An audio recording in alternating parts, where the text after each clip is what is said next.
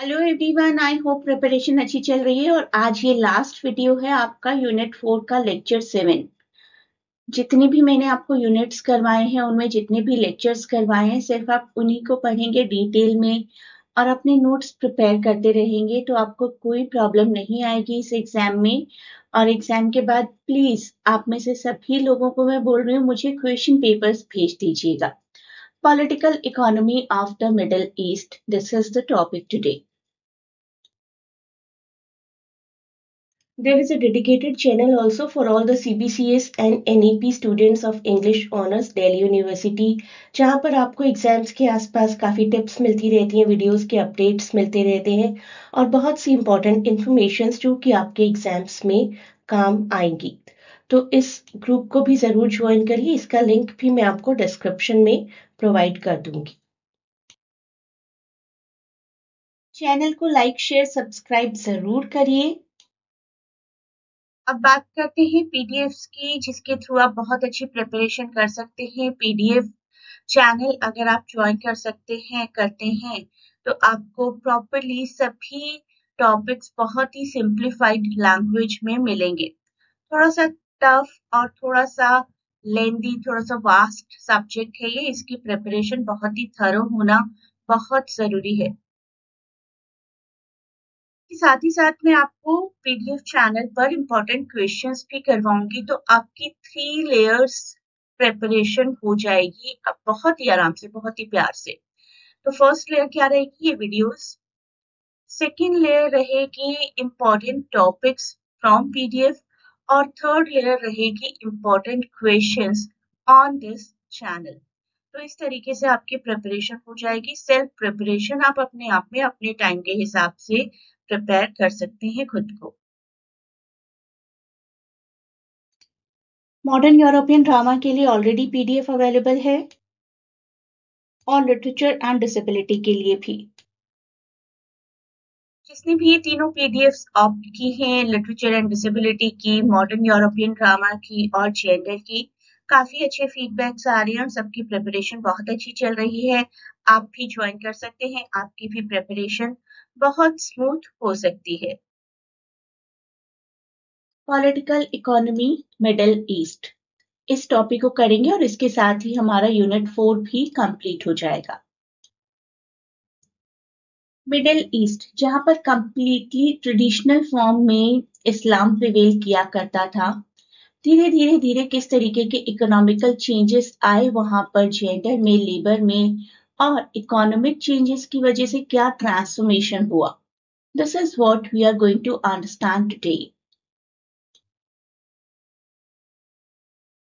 Political और economic structure बहुत vast हो गया था, बहुत डाइवर्स हो गया था मिडिल ईस्ट का, जिसका इम्पैक्ट जेंडर रिलेशंस और लेबर मार्केट पर भी आया। और सबसे बड़ा रीजन तो आप जानते हैं, ऑयल वेल्थ जो इनको मिली थी, oil wealth and migration because of the oil wealth in countries को पूरे तरीके से शेप अप कर दिया। विमेन वर्कफोर्स पार्टिसिपेशन भी इंक्रीज होने लगा। अब इन्हीं सब चीजों को थोड़ा सा डिटेल में पढ़ते हैं। ऑयल की रेवेन्यू ने पूरी कंट्री की ग्रोथ को बहुत पॉजिटिवली इम्पैक्ट किया। इकोनॉमिक चेंजेस आने बहुत ज्यादा शुरू हो गए। Oil revenue broad capital accumulation जो कि काफी ऑब्वियस था। अब ये सब हुआ तो मॉडर्नाइजेशन भी हुई, इंडस्ट्रीज ग्रो हुई, सर्विस सेक्टर्स ग्रो हुए। जब इकोनॉमी ग्रो होती है तो सब कुछ ग्रो होना शुरू हो जाता है। मेल एम्प्लॉयमेंट स्पेसिफिकली ग्रो हुआ। फीमेल पार्टिसिपेशन शुरुआत में थोड़ा सा स्लो था, लेकिन 1970s के बाद फीमेल पार्टिसिपेशन भी इंक्रीज होना शुरू हो गया। फीमेल लेबर वर्कफोर्स की थोड़ी सी और बात करते हैं। सीरिया, ट्यूनीशिया में काफी पार्टिसिपेशन था फीमेल्स का, एक नोटेबल राइज आया था। एंड इवन कुछ केसेस में से तो ऐसा था कि फीमेल एम्प्लॉयमेंट फास्टर था rather than male employment. So that was a very positive symbol for gender equality. तो इन प्लेसेस में माइग्रेशन होना शुरू हुआ बाकी कंट्री से, इजिप्ट से, जॉर्डन से, यमन से, और यहाँ पर जो गैप आ गया सेंडिंग कंट्रीज में, उस गैप को फुलफिल किया फीमेल वर्कफोर्स ने। तो कुछ कंट्रीज ऐसी जहां पर फीमेल वर्कफोर्स इंक्रीज हो गया था, Women filled the economic and social gap left by migrant men.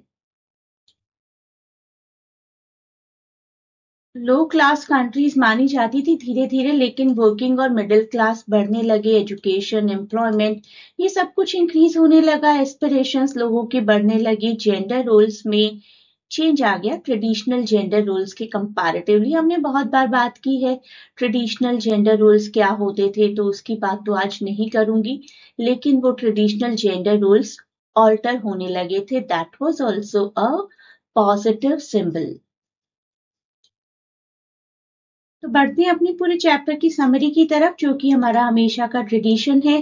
Political and economic diversity आई, जिसने जेंडर रोल्स को शेप अप कर दिया। ऑयल एंड माइग्रेशन की वजह से लेबर शिफ्ट हुआ, विमेन्स लेबर्स पार्टिसिपेशन बढ़ गया, according to the state, according to the class, according to the economic policies.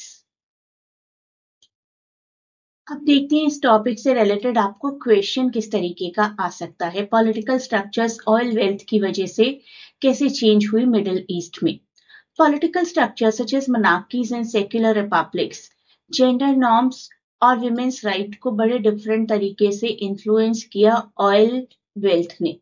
Oil wealth ने इकोनॉमीज को मॉडर्नाइज कर दिया, जॉब अपॉर्चुनिटीज क्रिएट की, ग्रेजुअली फीमेल्स का पार्टिसिपेशन इंक्रीज होने लगा, स्पेसिफिकली आफ्टर 1970s।